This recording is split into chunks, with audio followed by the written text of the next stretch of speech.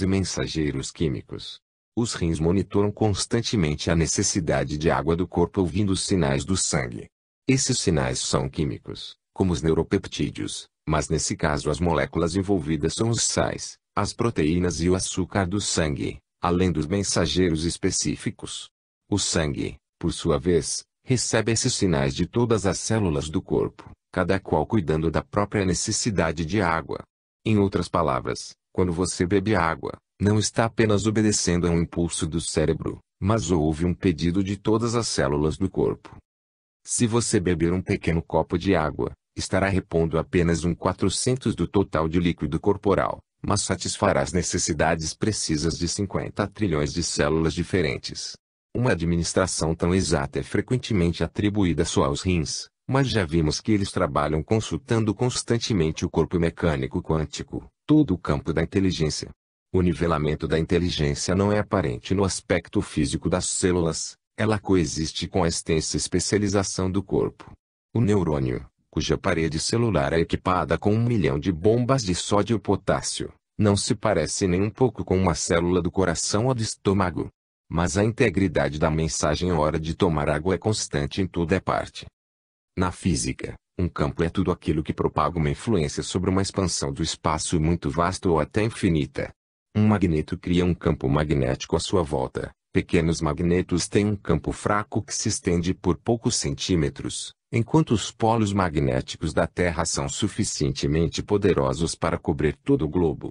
Qualquer coisa que caia dentro de um campo sentirá seu efeito. É por isso que as agulhas magnéticas das bússolas se alinham automaticamente com a polaridade magnética da Terra. Localizada no campo de inteligência do corpo, cada célula está alinhada com o cérebro, que se mantém como polo norte magnético. Uma célula é um pequeno afloramento no campo, enquanto o cérebro é imensamente maior. Mas a célula, quando fala com o resto do corpo, não é inferior a ele na qualidade do que diz. Como ele, ela precisa correlacionar sua mensagem com trilhões de outras, precisa participar de milhares de trocas químicas a cada segundo, e, o que é mais importante, seu DNA é igual ao de qualquer neurônio. Além disso, o menor impulso de inteligência é tão inteligente quanto o maior. De fato, não há sentido falar em porções importantes ou insignificantes de inteligência. Precisamos apenas nos lembrar do encadeamento que constrói a dopamina. A incapacidade de transformar a proteína serina em um metabólito igualmente pobre chamado glicina leva a uma ligeira elevação do nível de dopamina, com o catastrófico aparecimento da esquizofrenia que invade a mente. Cada célula é um pequeno ser sensitivo. Estando no fígado, no coração ou no rim, ela sabe tudo o que você sabe, mas a modo dela. Naturalmente, estamos acostumados com a ideia de que somos mais espertos que nossos rins. O próprio conceito de bloco de construção significa que o tijolo é o mais simples que o edifício. Isso é verdade em uma estrutura sem vida, mas não em nós. Por exemplo, o impulso nervoso de preocupação pode surgir no estômago, como uma úlcera, no cólon, como um espasmo, ou na mente, como uma obsessão. No entanto, são as várias manifestações dele apenas. A preocupação vai se transformando de órgão em órgão, mas cada ponto do corpo sabe que ela existe e cada célula se lembra disso. Você pode se esquecer conscientemente, só que a sensação da preocupação está presente e o obriga a se lembrar, porque parece estar em toda parte. Já comentamos que, se você visse seu corpo como realmente é, observaria uma constante mudança aliada a uma complexa ausência dela. Seria como um prédio com os tijolos constantemente mudados ou uma escultura que é, ao mesmo tempo, um rio. O obstáculo que a medicina tem enfrentado até agora é um aspecto de nossa natureza, o fluir e mudar, que foi sacrificado em favor do outro, o estável e fixo. Agora, tendo observado no nível quântico, talvez consigamos reunir os dois numa unidade que englobe nossa verdadeira dupla essência, o impulso da inteligência. Esse impulso é a menor unidade que se preserva intacta, sem mudança, enquanto passa pela transformação, mudança. Se os impulsos de inteligência não tivessem essa propriedade peculiar, não poderiam ser o bloco básico de construção do corpo. Um impulso puramente mental ou uma partícula puramente física teria essa característica. Mas nenhum dos dois pode sobreviver à mudança. As moléculas que formavam seu cérebro no primeiro dia em que pensou na palavra rosa não estão mais presentes, mas o conceito ainda está. Ao mesmo tempo, você não precisa pensar sempre na palavra rosa para recordá-la. Pode ter milhões de pensamentos diferentes, literalmente, sem nunca se referir a ela. Mas na próxima vez em que quiser usá-la, estar ali, sem confusão. Ela retém sua integridade porque o impulso de inteligência contém mente, matéria e o silêncio que une as duas. A estrutura física do corpo reflete a inteligência e lhe dá uma forma projetada, mas ela não fica presa numa moldura de carne e osso. Uma espantosa confirmação desse fato está no cérebro. Carl Ashley, um pioneiro da neurofisiologia, procurou localizar a memória no cérebro e realizou uma experiência simples com ratos de laboratório. Ele os ensinou a correr pelo labirinto, uma habilidade que lembram e guardam em seus cérebros do mesmo modo que adquirimos nossas habilidades. O seguir, ele removeu sistematicamente uma pequena porção de tecido cerebral. Lashley supunha que, se os ratos ainda se lembrassem de correr pelo labirinto, medindo a velocidade e precisão, os centros de memória ainda estariam intactos. Pouco a pouco, ele foi retirando a massa cerebral. No entanto, os ratos, curiosamente, continuavam lembrando como correr pelo labirinto. Finalmente, com mais de 90% do córtex retirado, ficou apenas um pedacinho do tecido cerebral. Mas os ratos continuavam lembrando como correr pelo labirinto, tendo perdido apenas um pouco da precisão e rapidez. Essa experiência, entre outras, sugere a revolucionária ideia de que cada célula do cérebro pode armazenar todo o cérebro enquanto, ao mesmo tempo, conserva sua tarefa específica. Isso é exatamente o que descobrimos. Todo impulso de inteligência é igualmente inteligente, abrindo infinitas projeções possíveis da mente no corpo. John Lorber, um neurologista britânico, especializou-se no exame de pacientes hidrocefálicos. Suas cavidades cranianas são cheias de líquido, em lugar do tecido cerebral. Geralmente, essa doença é perigosa e pode levar a um sério dano mental. Um dos pacientes de Lorber, no entanto, era um estudante universitário muito bem dotado, que estava para se formar em matemática.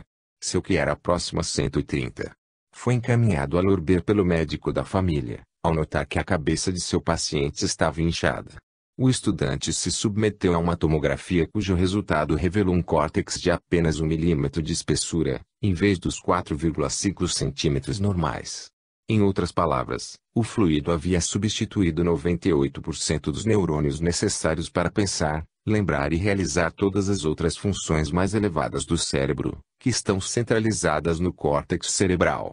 Com 2% do córtex normal, esse homem estava fisiologicamente na mesma situação dos ratos de Lashley, e ainda assim era infinitamente mais capaz. Na verdade, era normal ou acima da média em todos os aspectos. Cada vez mais, vamos sendo atraídos para perto do campo silencioso da inteligência como nossa realidade fundamental. No entanto, mais uma vez coloca-se o problema de uma mente silenciosa que, na aparência, nada contém em si. Se retrocedermos quase 100 anos, encontraremos um dilema semelhante. Estava para nascer uma nova ciência chamada psicologia, mas havia dificuldade em qualificá-la como tal, porque precisava de um objeto de estudo. Obviamente, todas as pessoas possuem uma psique, mas ninguém tinha visto ou tocado uma. As perguntas mais simples sobre ela haviam ficado sem resposta durante séculos. A psique era a alma, a mente, a personalidade, ou as três juntas. Ninguém poderia fazer a primeira experiência de psicologia antes de resolver essas dúvidas. O momento decisivo chegou quando William James, um brilhante filósofo de Harvard que também se formara em medicina, estabeleceu que a psicologia tinha, realmente, um objeto de estudo. Ou melhor, milhares de objetos, todos os pensamentos, emoções, desejos e impressões que passavam pela mente. James chamou-os de fluxo da consciência. Se havia uma essência mental, ou alma, como afirmavam os pré-psicólogos desde a época de Platão, a ciência não poderia descobri-la. James não afirmou que essa essência invisível não existia, mas não via forma de comprová-la cientificamente. Ele defendeu o fluxo da consciência em um plano puramente pragmático, ponderando que nada na mente poderia ser considerado tangível, a não ser os objetos, pensamentos, que passavam por ela. Se alguém está sempre pensando ou sonhando, ninguém sabe o que se faz mentalmente no sono profundo e sem sonhos. A realidade da mente tem de ser esse contínuo fluir de pensamentos e sonhos. James era um observador arguto, e devia ser mesmo, considerando-se que, basicamente, fundou o campo da psicologia com dados colhidos na própria cabeça, como Freud, ampliando esses dados no campo dos sonhos e do inconsciente. Mas James deixou de perceber um aspecto mínimo da mente que parecia irrelevante. O fluxo da consciência não é feito apenas de objetos flutuando ininterruptamente. Entre cada pensamento existe um lapso de silêncio. Pode ser pequeno, quase imperceptível, mas esta lacuna está ali e é absolutamente necessária. Sem ela, pensaríamos assim: eu gosto deste almoço e da sobremesa, mas se comer demais preciso ver quanto tenho e onde está minha carteira, e assim por diante. Essa ligeira pausa, como é intangível, ainda não tem um papel na psicologia moderna, completamente orientada para os conteúdos da mente e a mecânica do cérebro. Mas essa pausa se transforma no elemento principal, se estamos interessados no que fica além do pensamento. A cada fração de segundo, temos o lampejo de um outro mundo que está em nós e, ao mesmo tempo, obscuramente fora do alcance. Um verso do antigo Upanishad indiano descreve lindamente essa ideia. Um homem é como dois pombos pousados numa cerejeira. Um pássaro está comendo fruto, enquanto o outro olha em silêncio. O pássaro que é a testemunha silenciosa é esse profundo silêncio que existe em todos nós e que aparenta não ser nada, quando, na realidade, é a origem da inteligência. O fascinante na inteligência é ser como uma flecha com uma única direção. Você pode usar sua inteligência para moldar uma molécula e, ao olhá-la, não pode tomar a inteligência de volta. Quando o poeta Keats escreveu seu soneto To Evening Star, a uma estrela do anoitecer, começou com o verso melancólico ó suave embalsamadora da silenciosa meia-noite. Se ele tivesse sido submetido a um eletroencefalograma enquanto escrevia, a leitura das ondas cerebrais teria formado um padrão típico, mas, por mais que examinassem, jamais encontrariam uma estrofe de poesia. Do mesmo modo, todas nossas moléculas são dotadas de uma pequena parcela de inteligência que influencia tudo o que fazem, mas que não enxergamos ao observá-las. O DNA nos dá um bom exemplo disso. Localizado no núcleo de cada célula, está constantemente banhado num torvelinho de moléculas orgânicas flutuantes, os blocos básicos de construção do corpo material. Sempre que quer se ativar, o DNA atrai essas substâncias químicas e as usa para formar um novo DNA. Essa é uma parte essencial da divisão celular. Um filamento duplo de DNA precisa se dividir ao meio, como um zíper, e depois cada metade se transformar em novo DNA, completo, atraindo essas moléculas apropriadas. No banho de torvelinho, as moléculas vagam cercando o DNA e lhe fornecem as letras para combinar. Existem só 4, A, T, C e G, respectivamente adenina, timina, citosina e guanina.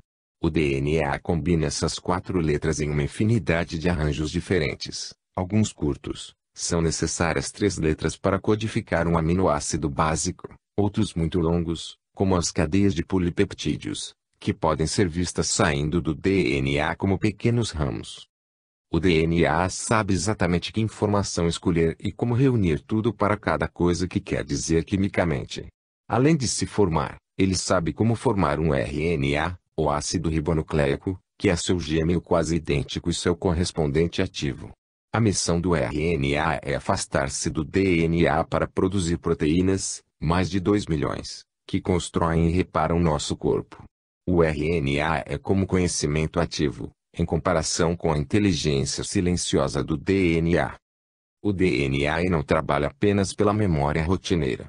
Pode inventar novas substâncias químicas à vontade, como um novo anticorpo, quando apanhamos um novo tipo de gripe.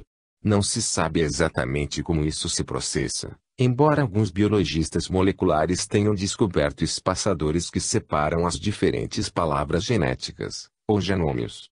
Também é fato seguro que apenas 1% do material genético do DNA é usado em sua complicada codificação, no autorreparo e na fabricação do RNA, ficando os 99% restantes dedicados a algo que a ciência médica desconhece. Esse silêncio enigmático tem estimulado grande curiosidade, especialmente entre pessoas que acreditam que o ser humano não usa a sua plena inteligência. William James aventurou o cálculo de que usamos apenas 5% de nossa inteligência, referia-se à capacidade mental, enquanto uma pessoa como Einstein, por exemplo, utiliza até 15 a 20%. Não se sabe como essa porcentagem pode ser traduzida em DNA útil, mas podemos calcular que o DNA mantém armazenado em silêncio um grande vocabulário. Um geneticista calculou que o número de palavras moleculares produzidas em uma única célula, se traduzidas para o inglês, encheriam uma biblioteca de 1000 volumes. E esse é o produto de apenas 1% ativo que conseguimos compreender. Graças à descoberta do DNA recombinado, peças de material genético que podem ser embaralhadas dentro e fora da sequência, nos filamentos do DNA, o vocabulário potencial pode ser infinitamente maior do que suspeitamos. As combinações de letras codificadas no DNA já são suficientes para criar todas as formas de vida sobre a Terra, desde a bactéria e o bolor a todas as plantas, insetos, mamíferos e pessoas. Alguém poderia supor que, se o organismo for mais complexo, maior será a cota de DNA. Na realidade, porém, uma margarida tem 100 vezes mais DNA que um ser humano. A contagem dos genes não é muito esclarecedora. A diferença entre o DNA de um homem e o dos chimpanzés e gorilas é da cerca de 1,1%. Essa diferença parece surpreendentemente pequena e altamente suspeita. É possível que essa fração mínima englobe todas as diferenças entre um primata da selva e o Homo sapiens, com nossos cérebros tão superiores. Os evolucionistas que herdaram a fé de Darwin no materialismo insistem em que sim. O assunto fica um pouco confuso quando se compreende, mais uma vez, que a contagem de genes não é importante. Dois tipos diferentes de moscas das frutas, drosófilas, são muito mais aparentados do que os homens e os chimpanzés, mas seus D.N.A.S diferem bem mais.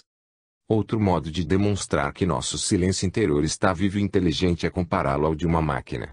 Quando um computador tem um problema a resolver, usa seus impulsos elétricos, que precisam ser separados por intervalos, formando uma série complexa de dados codificados em 1 e 0.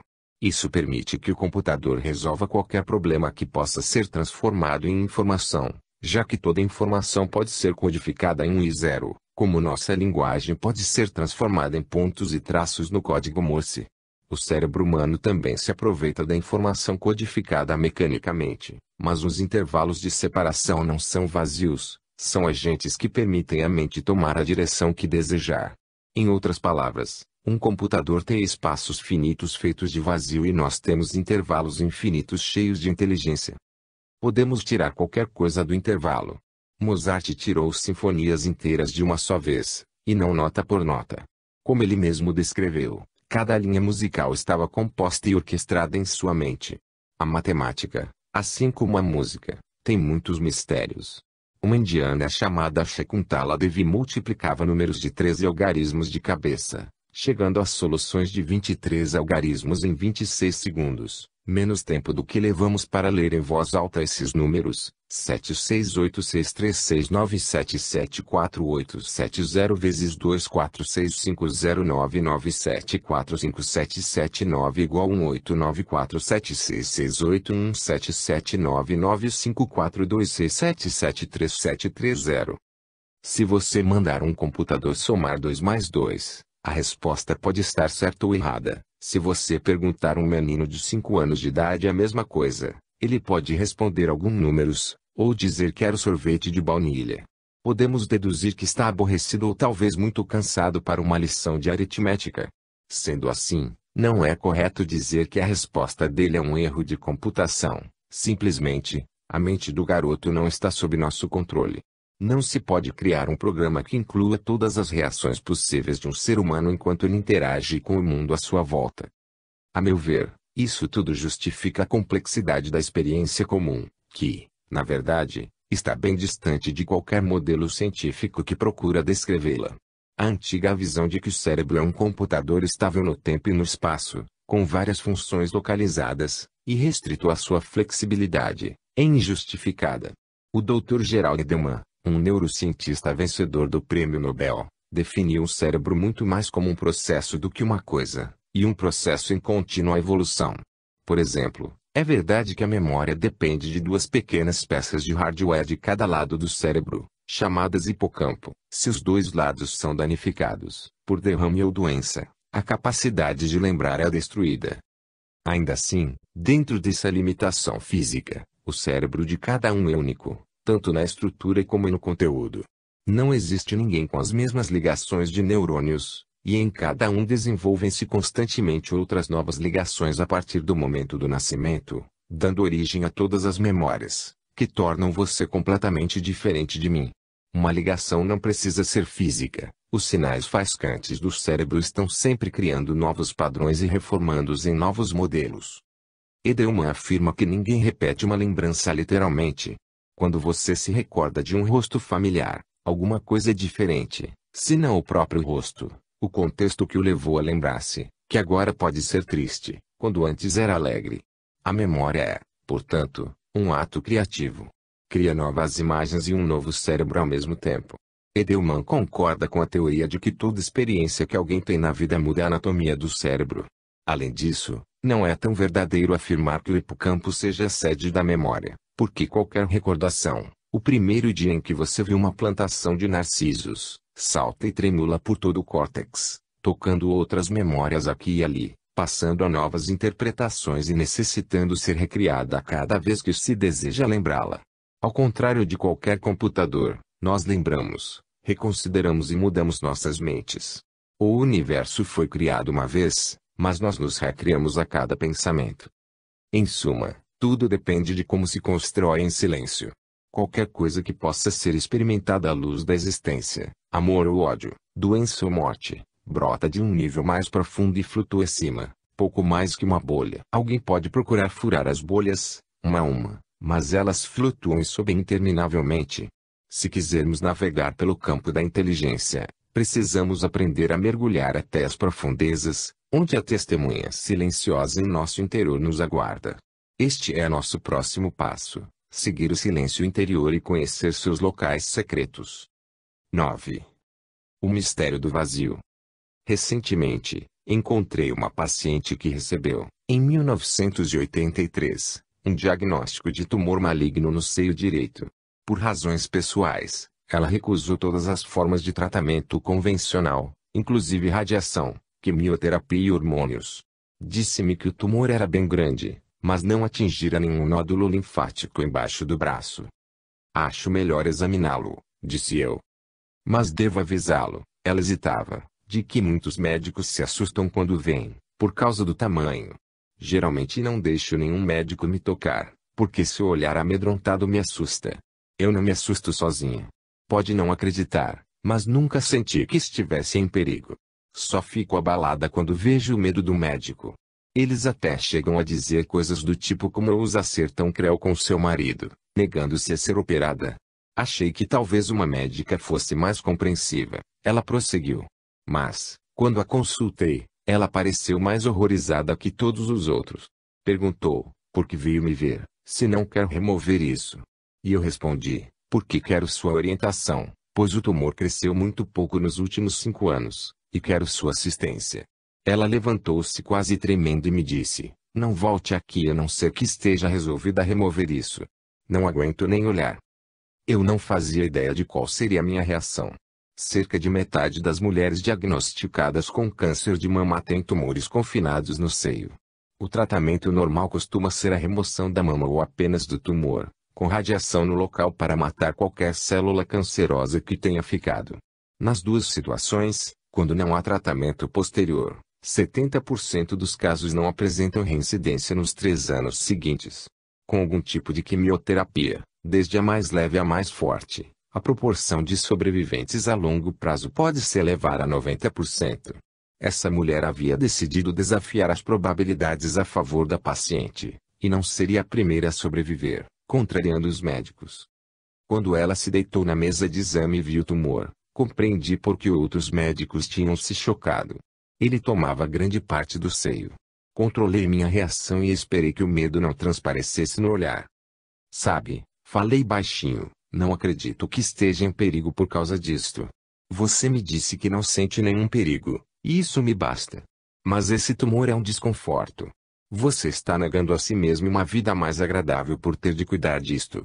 Por que não procura um cirurgião e pede para remover este estorvo? Aparentemente, ela encarou o problema por um ângulo inteiramente novo. Concordou logo que não havia vantagem em conservar o tumor e indiquei-lhe um cirurgião.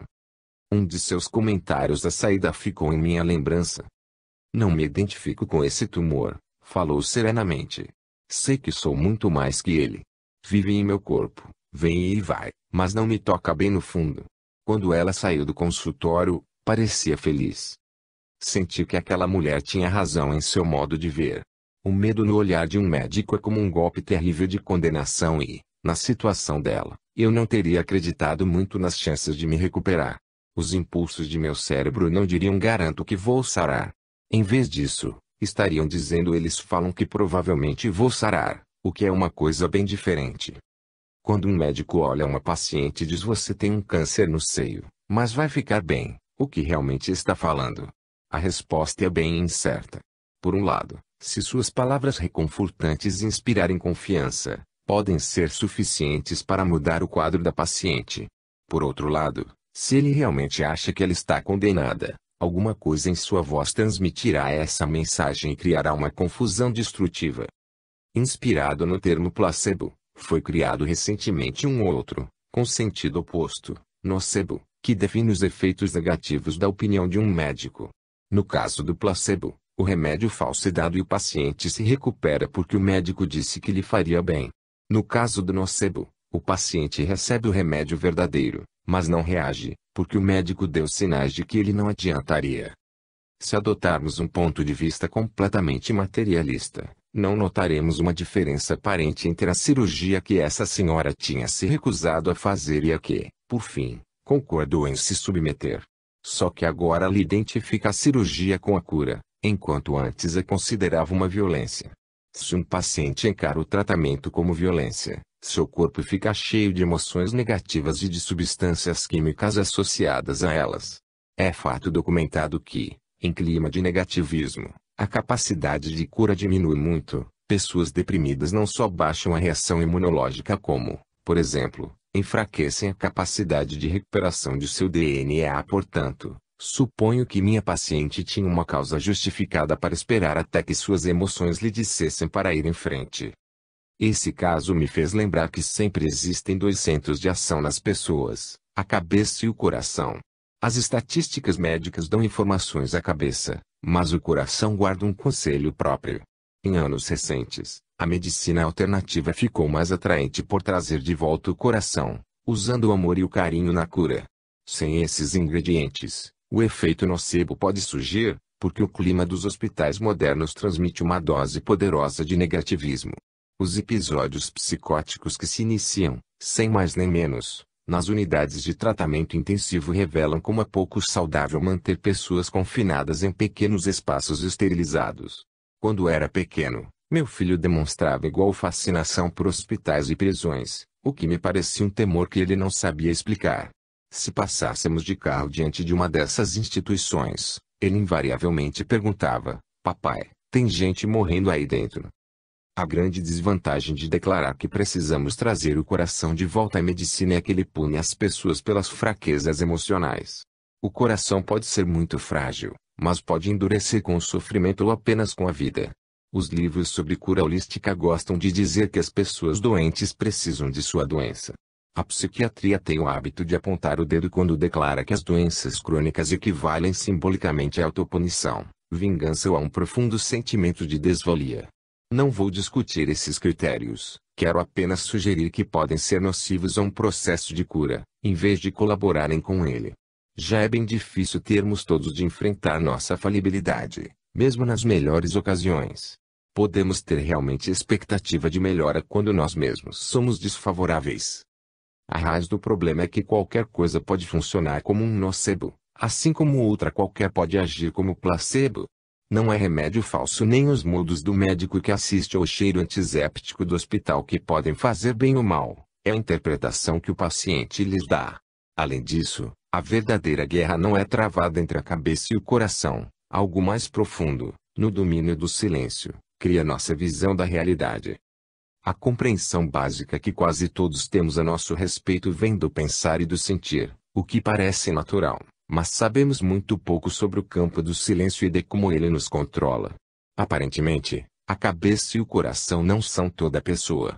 O fluxo da consciência, sempre cheio de pensamentos, Age como uma tela para manter esse silêncio oculto, e a aparência sólida do corpo físico é outro tipo de tela, já que não podemos ver as moléculas que estão em constante movimento dentro de nós e tampouco nossas plantas básicas, que são que gostaríamos de modificar. A planta básica da realidade é um conceito importante. Cada impulso da inteligência provoca um pensamento ou uma molécula, que passa certo tempo no mundo relativo, o mundo dos sentidos, antes do impulso seguinte. Nesse sentido, cada pensamento é como uma parcela do futuro, quando é criado, uma peça do presente, quando é experimentado, e uma peça do passado, quando já se foi. Enquanto cada impulso for saudável, o futuro não será desconhecido, fluirá naturalmente do presente, momento a momento. Isso explica por que as pessoas que aproveitam cada dia ao máximo têm fama de conservar as faculdades mentais intactas até a idade avançada. O fluxo da inteligência nunca seca. Um diagrama para ilustrar essa situação pode ser útil. Acima da linha está o fluxo de pensamentos que nunca termina, ao menos enquanto estamos acordados. Um pensamento é ligado a outro numa cadeia sem fim, e nossa experiência normal mantém essa cadeia de eventos acontecendo infinitamente no eixo horizontal, mas bem rasa no eixo vertical. É possível passar a vida toda ouvindo o inventário da mente sem nunca mergulhar em sua fonte. Mas ao tocar na fonte é que a mente cria seus padrões de inteligência. Esses padrões são inicialmente apenas plantas básicas, mas, o que quer que eles representem, vão perdurar e formar nossas ideias e crenças a respeito da realidade. O campo da inteligência é muito suscetível de mudanças, tanto para o bem como para o mal. Há 2 anos, encontrei uma moça, com aproximadamente 30 anos, que resolveu se internar em Lancaster para tratar de câncer no seio. Seu estado era muito grave, porque a metástase do tumor maligno já tomara a medula óssea e se espalhara pelo corpo todo. Por isso, ela sofria dores constantes nos ossos.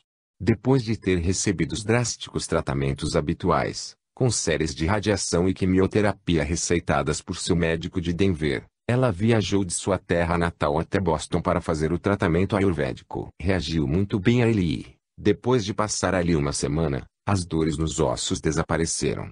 Ela não recebeu promessas a respeito do câncer, mas voltou para casa com esperança e otimismo. Infelizmente, quando contou a seu médico que havia melhorado, ele negou tal possibilidade e disse que aquilo estava só na cabeça dela, já que não recebera nenhuma terapia ortodoxa para aliviar os sintomas. No dia seguinte, as dores nos ossos voltaram. Ela me telefonou apavorada, e pedi-lhe que voltasse a Boston imediatamente. A moça concordou e, felizmente, depois de uma semana a dor havia desaparecido outra vez. Sem querer causar nenhum mal à paciente, tenho certeza de que pretendia adotar uma atitude realista. O médico dessa moça cometeu um erro cruel. Ele supôs que o que estava na cabeça dela não fosse verdadeiro, ou, ao menos, que fosse muito inferior à realidade do câncer. Sendo treinado em métodos científicos, ele conhecia os efeitos de vários tipos de malignidade e, ao encontrar um resultado inesperado, procurou enquadrá-lo no âmbito do previsível. Os médicos levam os pacientes a resultados previsíveis o tempo todo, porque o treinamento do curso de medicina focaliza apenas o eixo horizontal. Toda a motivação da pesquisa médica procura reforçar cada vez mais as ligações entre causa e efeito. Nossos bisavós sabiam vagamente que os germes existiam, hoje podemos detalhar anatomicamente milhares de vírus e bactérias específicos, até os menores grupos de aminoácidos, e ir mais além. Infelizmente, isso nos deixa muito pouco espaço para qualquer viagem pelo eixo vertical, que poderia nos levar a uma realidade bem mais profunda. Ao preencher o questionário médico, um paciente recente notou que uma vez tive um tumor no cérebro. Perguntei-lhe o que significava aquilo e ele me contou a seguinte história. 5 anos antes, quando vivia em Michigan, começou a ter vertigens súbitas. Seu estado foi piorando, ele vomitava, tinha visão dupla e pouco a pouco foi perdendo o equilíbrio e a coordenação motora. Procurou um hospital e fizeram uma tomografia do cérebro. Os médicos o informaram de que o exame havia revelado uma massa escura na parte anterior do cérebro, de dimensões maiores que um limão. Na opinião deles, estava com um tumor no cérebro. Uma biópsia do tumor revelou que era, de fato, um tipo de câncer maligno e de crescimento rápido. Como o tumor era grande e estava em local muito delicado, foi considerado inoperável. Os médicos receitaram grandes doses de radiação e quimioterapia, sem o que o homem estaria morto em 6 meses. Essa terapia provocaria grandes efeitos colaterais, quase tão maus quanto os sintomas da doença. Alguns seriam desagradáveis, como náuseas, dores de cabeça e irritação da pele. Outros poderiam ser mortais, devido ao enfraquecimento do sistema imunológico, o que o deixaria propenso a contrair diversos tipos de câncer no futuro. Ainda havia a possibilidade de sofrer ansiedade e depressão por longo período. Mesmo com o máximo de tratamento para que o tumor regredisse, não havia probabilidade de cura total, só que isso seria melhor que nada. O paciente não conseguiu aceitar tal opinião, embora fosse baseada em estatísticas. Mudou-se para a Califórnia e começou a participar de um grupo de meditação. Praticou uma série completa de regimes alimentares, de técnicas mentais, de exercícios e de visualizações. Encorajou-se e adotou uma atitude positiva em relação à sua condição. Milhares de pacientes de câncer, em geral de grupos sociais mais instruídos, adotam essas medidas que a medicina convencional considera como tentativa de encontrar falsas esperanças. Mas, neste caso, o homem começou a sentir-se melhor, e dentro de 6 meses os sintomas haviam praticamente desaparecido. Esperançoso e ansioso ao mesmo tempo, ele voltou a Michigan e fez nova tomografia. Esta não mostrou sinais da existência de câncer e tampouco vestígios de algum no passado. Em resposta a isso, os médicos o informaram de que ele não havia sarado do câncer, porque nunca ouviram falar de fato semelhante.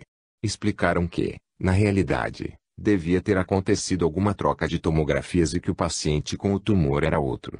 Pediram desculpas pelo engano e o avisaram de que, daquele momento em diante, se desligavam do caso.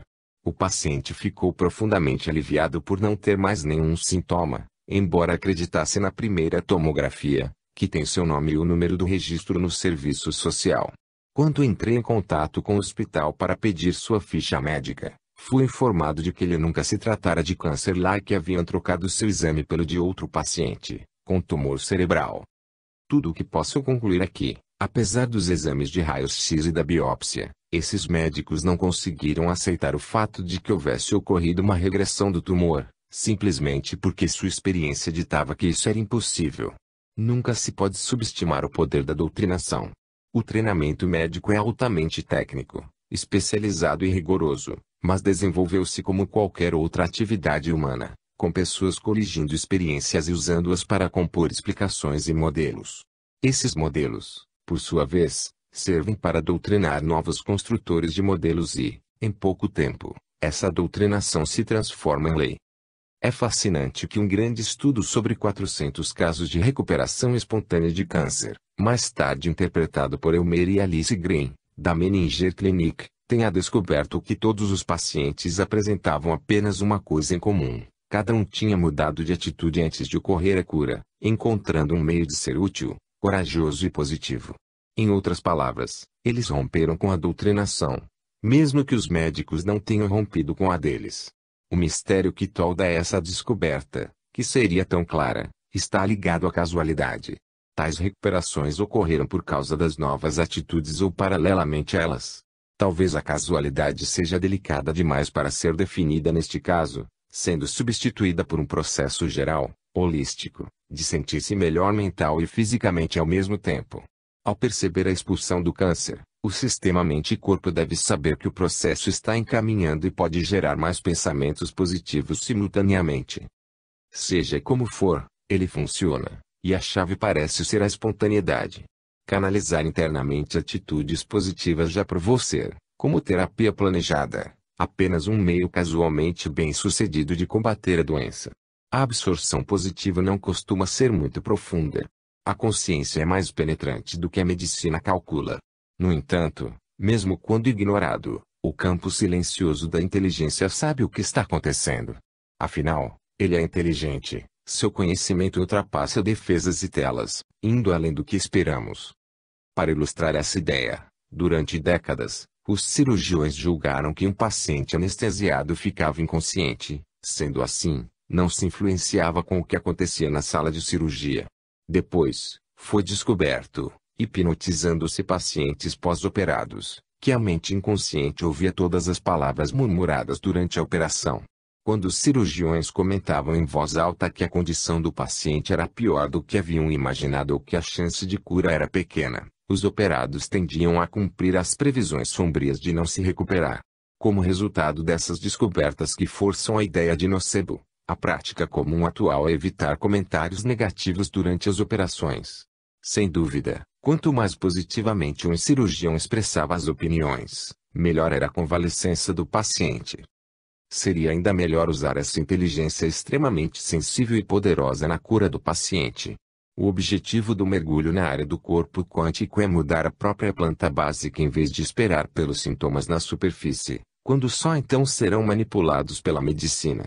O caso da moça com dor nos ossos é um aviso de que a tela de defesa que nos mantém tão firmes, acima da linha e longe de nosso eu mais profundo, é sempre feita por nós.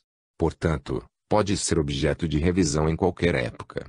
Construímos constantemente padrões de inteligência e olhamos através deles para que nos informem o que é real.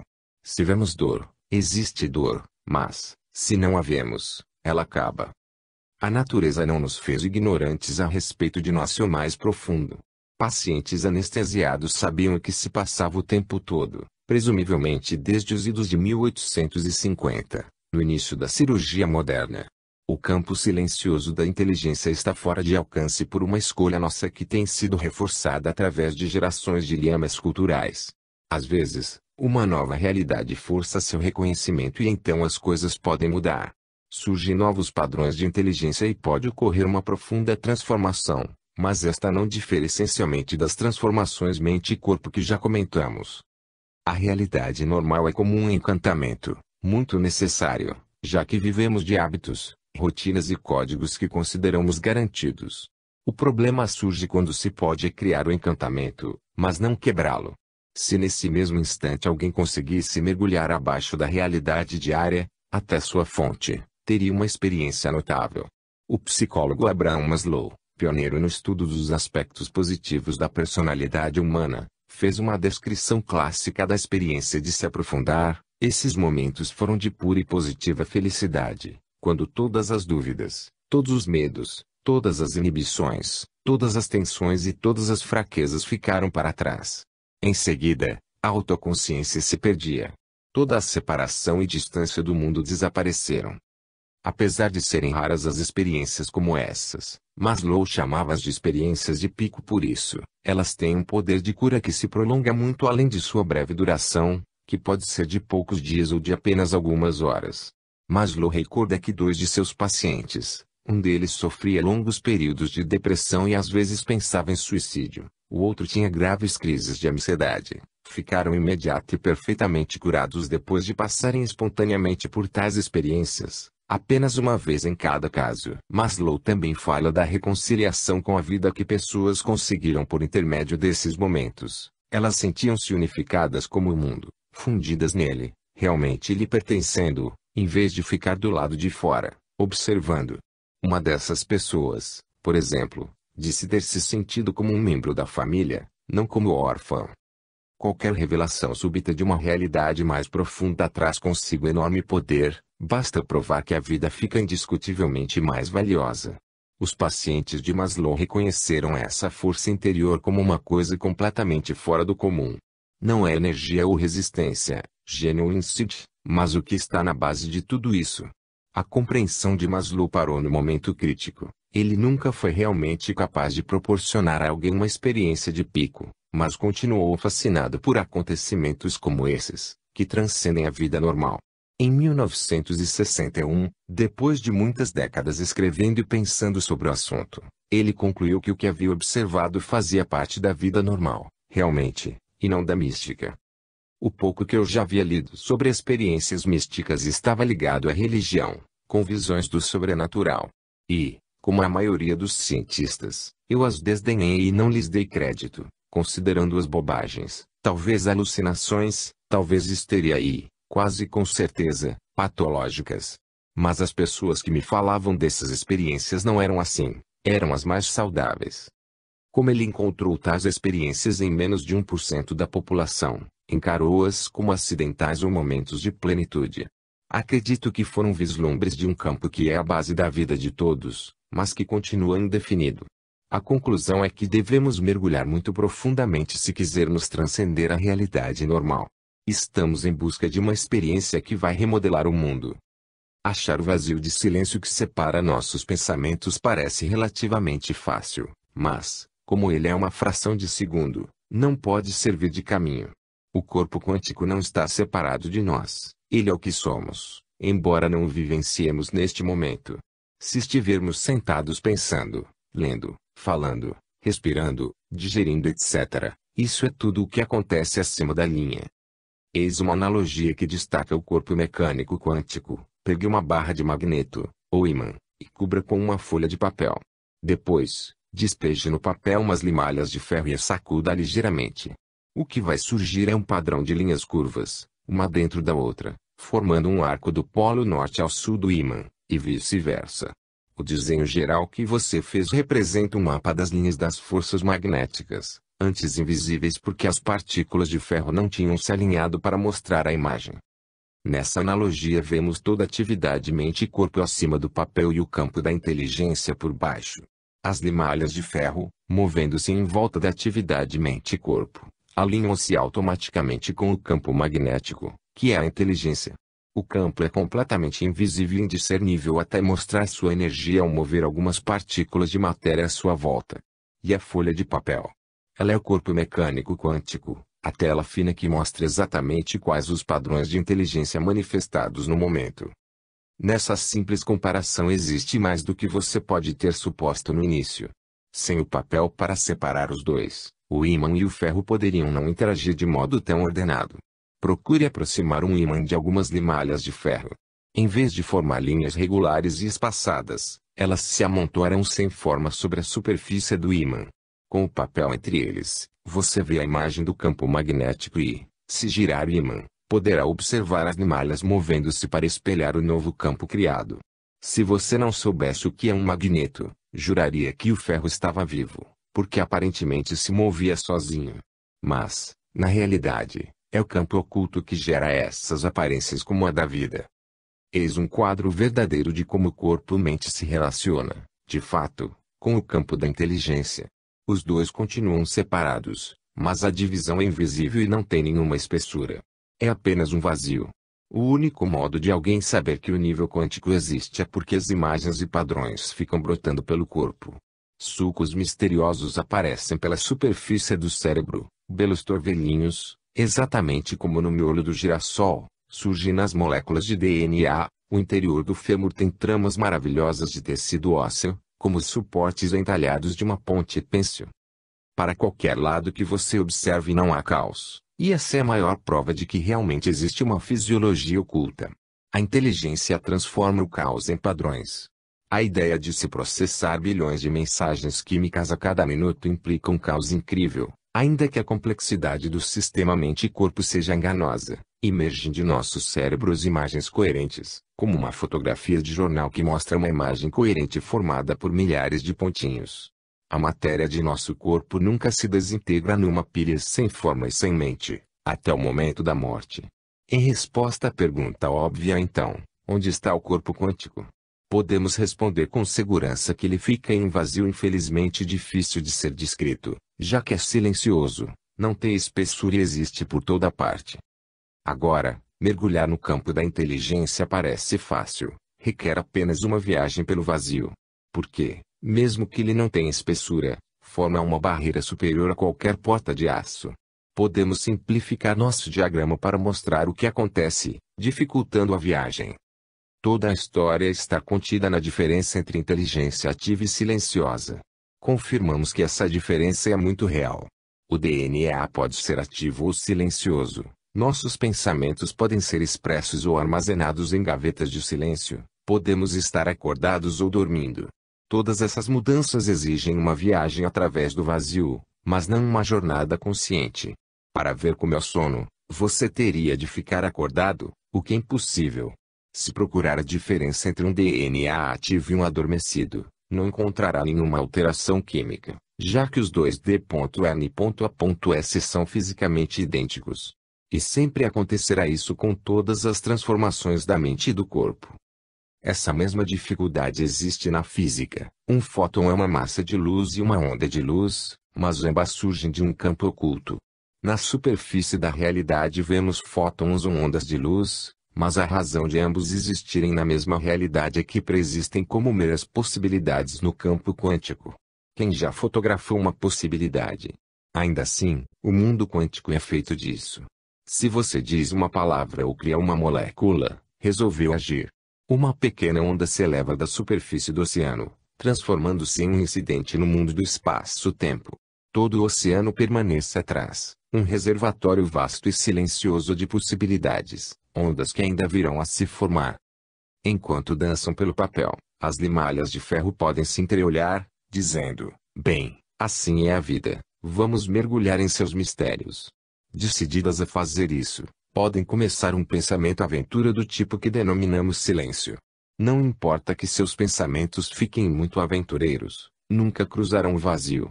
Ele é uma porta que dá passagem só em uma direção no que se refere ao pensamento, e esse é seu verdadeiro mistério.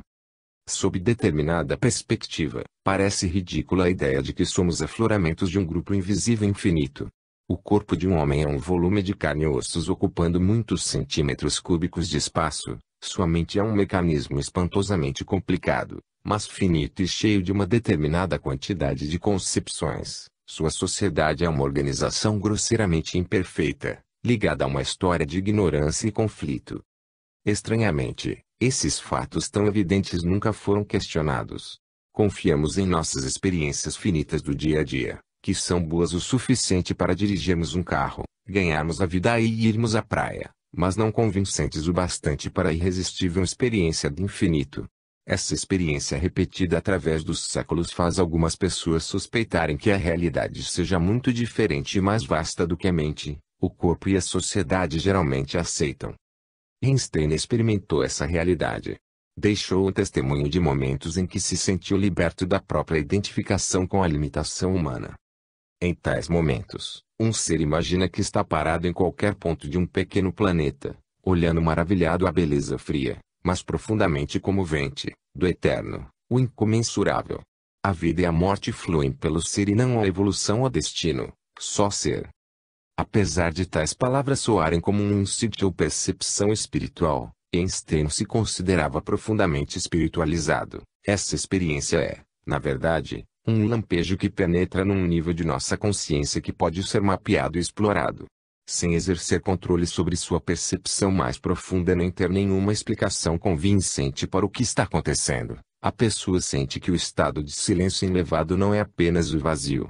Em sua maior parte, as grandes tradições de sabedoria foram fundadas por um ou por poucos indivíduos que compreenderam o universo por intermédio deles mesmos. Para resolver o mistério do vazio precisamos consultar os que estiveram ali, se encontraram um mundo real, então novos Einstein virão a seguir, outros Einstein da percepção profunda. Segunda parte. Corpo de bem-aventurança. Em cada átomo existem mundos dentro de mundos. Yoga Vasista. 10. No mundo dos rishis. Um menino que vive na Índia não precisa sonhar com uma máquina do tempo. Quando eu tinha 7 anos, uma caminhada de 2 minutos me levava do hospital militar onde meu pai trabalhava para o grande bazar de Poona. Lá, as antigas fragrâncias pairavam no ar, açafrão, poeira, sândalo e fogareiros. Eu mal as notava, pois minha atenção estava toda nos encantadores de serpentes. No hospital, o único cheiro era o de Dettol, um líquido para limpeza parecido com formol, que fazia o nariz arder. Os físicos comparam o tempo a uma flecha. Na Índia, a flecha se covia contra si mesma, voltando para trás. Nós nos adequávamos a isso. Se um soldado aparecia com um ferimento de perfuração no pé, meu pai lhe dava uma injeção contra tétano. Mas, se o homem quisesse sair mancando e fazer uma oferenda a Shiva, papai compreendia. Atualmente, quando volto para lá, olho pela janela do avião e vejo bois puxando arados a poucos metros da pista. Nas cidades, não é raro executivos em impecáveis ternos de casimira inglesa se desviarem de sadhus, ou homens santos, calmamente sentados no meio da calçada vestidos de tango ou com mantos alaranjados. Essa cena diária assemelha-se a um sítio arqueológico cujas camadas estão irremediavelmente misturadas, ou, melhor ainda, onde elas emergiram do solo e ganharam vida. No entanto, cada sítio precisa ter uma camada básica. Neste caso, é a constituída pelos sadhus. Os homens santos da Índia datam de pelo menos 3.000 anos antes do nascimento de Cristo. Suas palavras foram registradas e transmitidas no sânscrito original, que tudo indica ser o primeiro idioma do homem. Seu lar tradicional ainda é o Himalaia, onde eles vão se sentar em samadhi, ou em profunda meditação, durante dias ou semanas seguidas. Para os sadhus, a vida é totalmente dedicada ao silêncio interior. Em raras ocasiões, ocorre-lhes o pensamento de que devem fazer uma peregrinação. Então, pegam suas tigelas de esmola e partem para o sul, confiando em que a natureza lhes proverá o alimento e o abrigo necessários. Nestes tempos modernos, geralmente eles podem embarcar em qualquer ônibus ou trem sem pagar passagem. Quando eu era criança, o que sabia dos sadhus vinha de um de meus tios, o irmão mais velho de papai, que viajava por todo o país vendendo equipamento esportivo. Nós o chamávamos de Bara-Uncle, ou tio grande, um nome que o destacava de nossos parentes menos importantes. Invariavelmente ele chegava à nossa casa com presentes como tacos de hóquei na grama. A Índia costumava derrotar o resto do mundo nesse esporte pouco conhecido, bolas de futebol ou raquetes de badminton, esporte parecido com o tênis, mas jogado com peteca. As crianças, é claro, esperavam suas visitas com ansiedade. Bara-Uncle era alegre e conversador. Gostava de contar longos casos sobre as maravilhas que encontrava em seu caminho. O mais interessante aconteceu em Calcutá. Meu tio estava abrindo caminho entre a multidão quando quase tropeçou num velho sadhu sentado perto do meio-fio. Com um gesto distraído, enfiou a mão no bolso, encontrou 2 armas, cerca de 2 centavos de dólar, e colocou-os na tigela do homem santo. Este lançou-lhe um olhar e disse: "Faça um desejo. Peça o que quiser." Surpreso, meu tio falou quase sem pensar: "Quero um pouco de burfi." Burfi é um doce indiano, em geral feito de amêndoas ou coco. Com um movimento calmo, o sadhu levantou a mão direita, materializou 2 pedaços de burfi fresco e entregou-os a Bara-Uncle. Perplexo, meu tio ficou paralisado por alguns segundos, o bastante para que o homem santo se levantasse e desaparecesse na multidão. Bara-Uncle nunca mais o viu. De certa forma, conseguiu uma troca justa, pois com os 2 anos poderia ter comprado 2 pedaços de burfi numa banquinha de rua. Entretanto, sempre que contava essa história, balançava a cabeça e lamentava: "Ainda penso em tudo que poderia ter pedido." Quando menino, eu acreditava piamente no relato de Bara-Uncle, mas na Índia contemporânea as pessoas tendem a olhar para um sadhu e imaginar com ceticismo se ele será mesmo alguém especial. A partir da década de 20, cientistas da Europa e Estados Unidos começaram a visitar a Índia para observar os vários swamis, yogis e sadhus de todos os tipos. Alguns haviam conseguido notáveis graus de controle sobre o corpo, aparentemente eram capazes de suspender a respiração por vários minutos e baixar os batimentos cardíacos quase a zero. Um procedimento típico era enterrar um desses santos, como são chamados no país, numa caixa colocada a 2 metros de profundidade, uma suposta experiência científica, embora muito grosseira. Depois de alguns dias, quando a caixa era desenterrada, tinha-se, ou não, um resultado. O desejado era encontrar o santo com vida. Quase todos os estudos fisiológicos dessa época são muito superficiais e muitos refletem essa estranha combinação de ciência com espetáculo de parque de diversões. O controle que um sadhu exerce sobre o corpo, no entanto, ainda é físico e não representa o objetivo fundamental de sua existência. Essas pessoas estão decididas a romper a máscara das aparências físicas.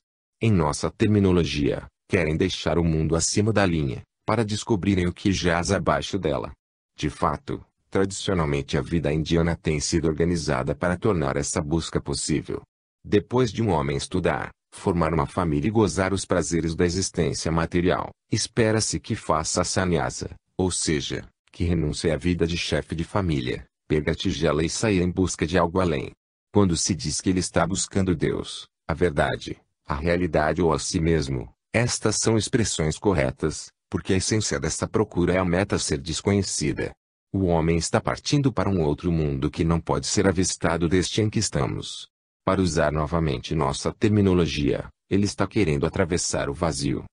Ao crescer, passei a usar ternos de modelo ocidental e a desviar de santos na calçada, mas, À medida que analisava mais profundamente as questões da medicina mente-corpo, voltava-me para as antigas tradições da Índia.